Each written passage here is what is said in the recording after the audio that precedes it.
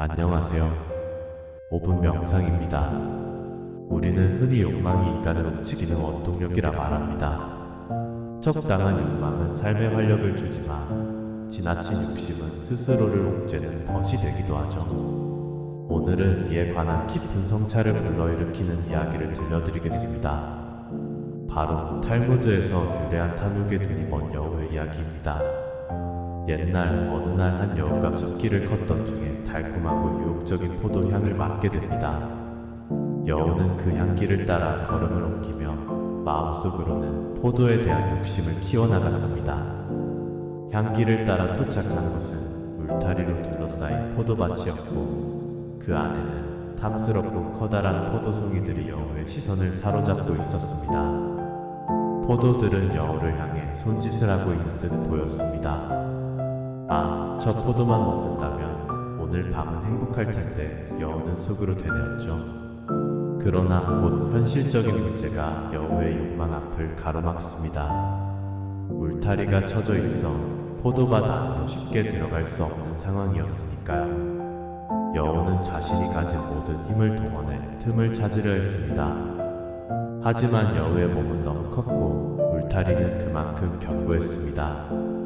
그러던 중 여우는 새로운 결단을 내리게 됩니다.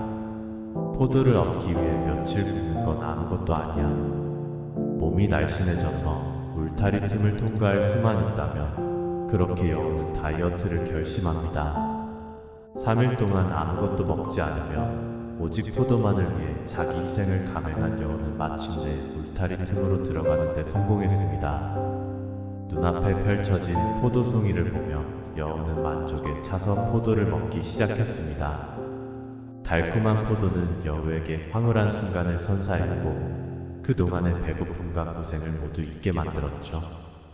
여우는 자신의 욕망을 충족시키는 그 순간에 빠져 더 많이, 더 맛있게 먹으려는 마음만을 쫓았습니다. 그런데 이야기가 주는 본질적인 교훈은 바로 그 다음 장면에서 시작됩니다.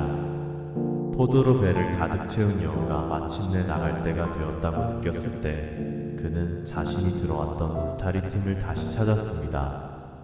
그런데 이제는 포도로 가득 찬 배 때문에 다시는 나갈 수 없게 된 것이었죠. 여우는 그제야 자신이 미처 예상하지 못했던 문제에 직면하게 됩니다.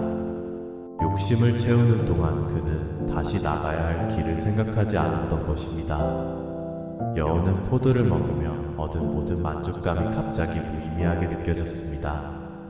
이제 다시 나가려면 울타리 안에서 3일을 더 굶어야 했기 때문이죠. 여우는 울타리 속에서 아무것도 먹지 않고 지내며 배가 다시 훌쭉해질 때까지 기다릴 수밖에 없었습니다.